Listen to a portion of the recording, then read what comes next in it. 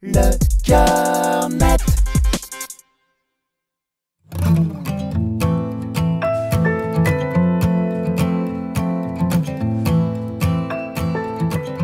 Moi c'est Candice Boisson, j'ai 23 ans.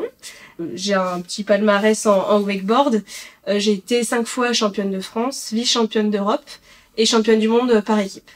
Quand je suis sortie de la 3e, tous mes copains allaient au même lycée. Et moi du coup j'étais en campagne et je suis partie en sport-études à Lyon.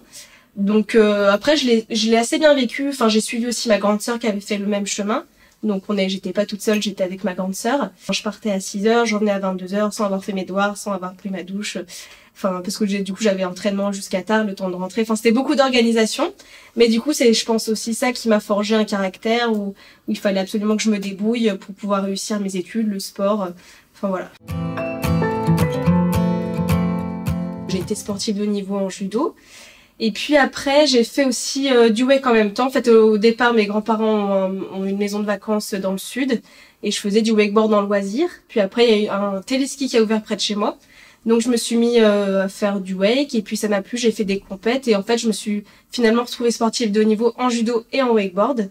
Et puis après, ça a été l'année du bac, je pouvais pas tout faire. Et du coup, j'ai choisi de faire que du wake et de laisser le côté de judo. Au judo, on avait vachement... je me mettais une pression toute seule, mais pour le poids, vu qu'il y avait des catégories de poids, et si je passais dans la catégorie au-dessus, les filles étaient beaucoup plus grandes que moi, donc je m'obstinais à rester dans la caté, c'était moins de 52 kilos. Et du coup, en fait, je faisais des régimes de malade. Et puis en fait, du moment où je me suis dit, j'arrête les régimes de dingue, je passe dans la catégorie au-dessus, bah finalement, c'est là où j'ai fait mes meilleurs résultats. Et puis c'est là où après, j'ai appris... Et c'est vrai qu'au wake, vu qu'il n'y avait pas de catégorie de poids, finalement, ça m'a vachement aidée.